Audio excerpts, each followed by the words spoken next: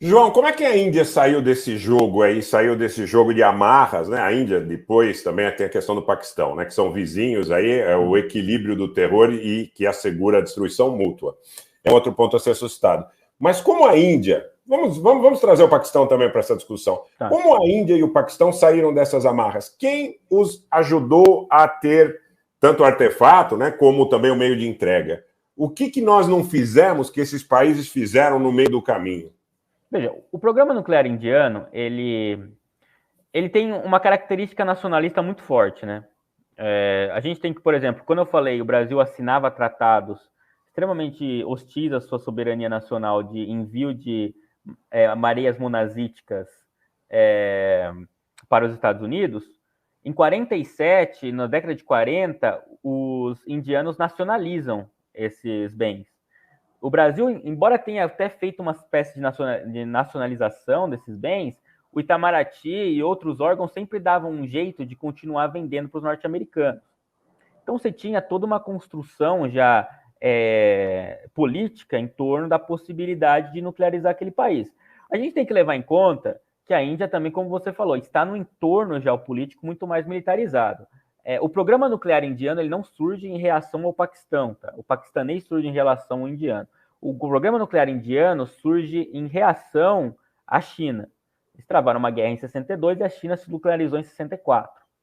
Então, os indianos escalam a possibilidade de nuclearização para, digamos, superar os problemas que os chineses poderiam causar em termos geopolíticos.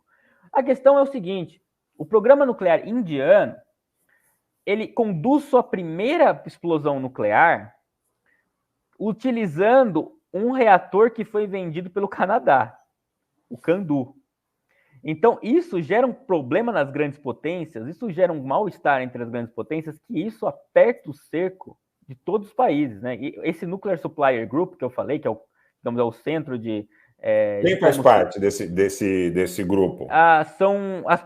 São mais de 30 países, todos os países que têm, geralmente todos os países que têm um programa nuclear já bem estabelecido fazem parte deles.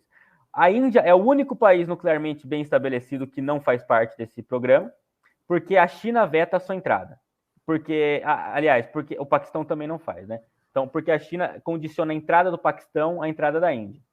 Mas Uhum. assim, entram países como a Suécia, entram países como a Suíça, que foram países que estabeleceram programas nucleares.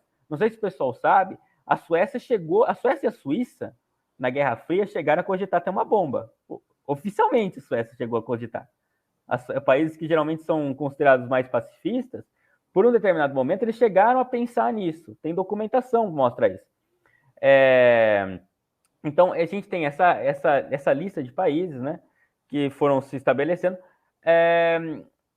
Só voltando ao caso indiano, criou-se uma pressão muito maior, né, porque como usou um reator de origem canadense, tentou-se fechar o cerco contra os indianos. O problema é que os indianos eles têm uma política nuclear de longo prazo. O governo indiano também não mudou praticamente durante quase toda a Guerra Fria, né? Você teve o partido do Congresso liderou quase que total período, né? Então a política nuclear indiana ela vai sendo moldada a partir dentro da própria tomada de decisão. Então ela tem uma continuidade muito maior do que do Brasil. O Brasil, se a gente vai vendo, a gente tem programa nuclear do Celso Furtado, que é um programa nacional interessante. Tem aí o livro branco, que é estabelecido da política nuclear durante o regime militar. Tem aí depois vem o programa do governo Sarney, a desestatização do programa. Então você tem vários programas que um vai quebrando o outro. E dentro do regime militar, por exemplo, a gente tem um monte de programa, né? A gente tem o programa do governo Castelo Branco, que era para ser mais pró-americano. Aí depois vem o governo do Costa e Silva, que era para resguardar a soberania nacional, o programa do Geisel, que é para estabelecer muito mais isso, e depois vai sendo, digamos, reduzido esse ímpeto.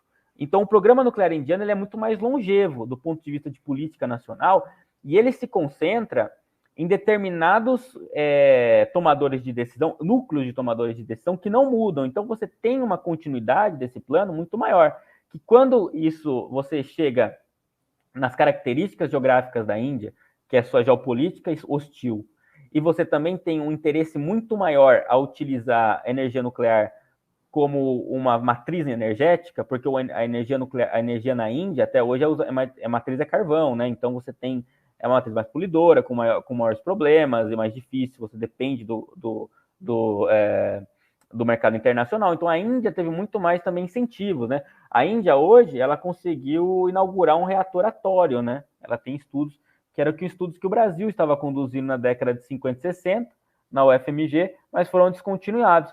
É bom lembrar, Rogério, só um último ponto, que nós já tivemos 2 acordos nucleares com a Índia. Inclusive, um amigo meu da UNB que estudou, o André, estudou um desses acordos. Nós tivemos um acordo na década de 70, que foi denunciado pelo Brasil quando a Índia faz o teste nuclear de 74. E nós temos um acordo nuclear durante o governo Fernando Henrique Cardoso, que era uma tentativa, né, de você manter um contrapeso, digamos assim, às iniciativas apenas de se curvar aos interesses dos grandes potências, tentar alguma retomada com algum país do sul global, mas que o Brasil acaba pisando fora quando a Índia se torna uma potência nuclear também. Mas, assim, por pressão dos Estados Unidos? Pressão, eu acredito que mais pressão interna de parte dos diplomatas brasileiros que tinham medo. O Itamaraty ele é muito reticente, tá? Atualmente o Itamaraty ele é muito reticente à violação de tratados internacionais. Isso para o pessoal. Isso do seu ponto de vista ideológico, ou, de novo, vou voltar à carga com aquela suposição, ou talvez por trabalho de interesse de potências estrangeiras que tenham conseguido, de alguma forma, estabelecer tentáculos dentro desses setores de processo de tomada de decisão? Olha, eu acho que a principal maneira de persuasão que as grandes potências estabeleceram no Brasil, Rogério, ela é muito mais indireta do que direta. Claro, a gente tem um processo de fiscalização que foi denunciado pelo almirante Otto, da CIA, por exemplo, né, que ele alega que tinha gente perseguindo ele, né? Isso, a espionagem atômica ela é possível, não podemos dizer que não haja esse tipo. Mas o que eu vejo no Brasil, na nossa tomada de decisão, é que nós temos um pensamento que foi sendo muito mais, digamos, utilitarista, né, desse ponto de vista de olhar para a energia nuclear apenas para resolver uma crise imediata. Não ter uma política a longo prazo nos coloca nessa posição ruim do ponto de vista soberano. Eu vou explicar por quê. Porque o Brasil começa a olhar, por exemplo, joga a carga para a política nuclear quando vem uma crise. Por exemplo, a crise do petróleo foi um motivo para o governo Geisel tentar colocar pressão para conseguir o plano nuclear. Atualmente, a gente vê uma retomada da energia nuclear diante da crise hídrica. Mas isso faz com que quando os tomadores de decisão brasileiros pensem em como conduzir essa política nuclear, o fato da gente não ter prestado atenção nas iniciativas autônomas, que dependem de orçamento, depende de tempo para serem executadas, a gente exclui elas, sobra o quê? O mercado internacional. Então, o Brasil acaba comprando reator. Eu não sei se o pessoal conhece a história de Angra 1, acho que a história de Angra 1 é muito ilustrativa disso. O Brasil sempre teve um sonho naquele momento, o Juscelino Kubitschek tinha um grande sonho, o Juscelino era um grande entusiasta da energia nuclear, tá? Ele conheceu a Marie Curie quando ela veio para Belo Horizonte, ela veio estudar ali Águas de Lindóia, né?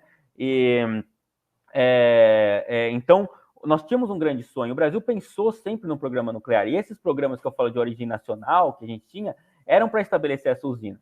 Acontece que o Brasil, muitas mudanças de plano, nunca acabavam fazendo que o Brasil nunca chegasse a uma solução sobre qual iniciativa conduzir. Quando o Brasil abre o leilão, digamos assim, para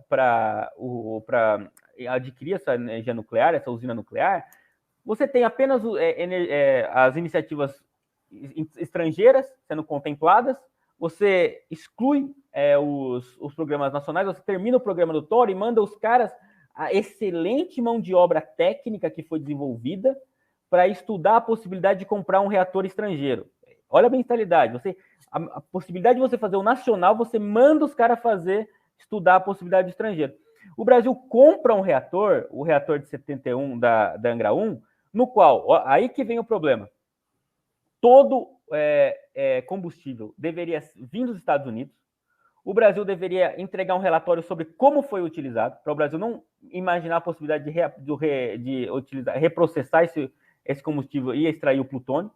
E o pior, esse reator, ele foi todo comprado, ele veio pronto. Era um acordo que a gente chama turnkey, que é a alusão, né? Você só apenas gira a chave. Matriz tecnológica, transferência zero. Zero. A Angra 1 não tem nenhum. E o que acontece? Os americanos, na década de 70, como a gente dependia desse combustível de estrangeiro, quando faltou combustível, uma demanda deles, eles ameaçaram fechar a torneira deles, para fazer com que o Brasil ia ficar sem o combustível. Então o Brasil ficou completamente à mercê desse tipo de tecnologia. Esse não foi o único erro, tá, que o Brasil cometeu do ponto de vista soberano para sua formulação de política nuclear, tá? O Brasil acumula históricos problemas quando ele tem que recorrer a todo o procedimento feito no exterior. E esse é o problema que dá quando o país não valoriza as suas táticas e suas estratégias desenvolvidas nacionalmente. Abandona e não conduz. Porque a gente tem que lembrar que o principal orgulho do programa nuclear era da Westinghouse. A Westinghouse que ganhou esse tipo de concessão. E que, enfim, depois a gente pode falar sobre o que a Westinghouse significou para o Brasil. Mas, voltando, né? O principal orgulho do Brasil é ter feito um programa que era autônomo, elaborado dentro dos seus reatores nacionais, aprendendo a possibilidade de produzir reatores nacionais da Marinha, e fora dos controles internacionais, que foi o programa paralelo, a partir de quem? De tecnologia e, digamos, mão de obra científica nacional, né?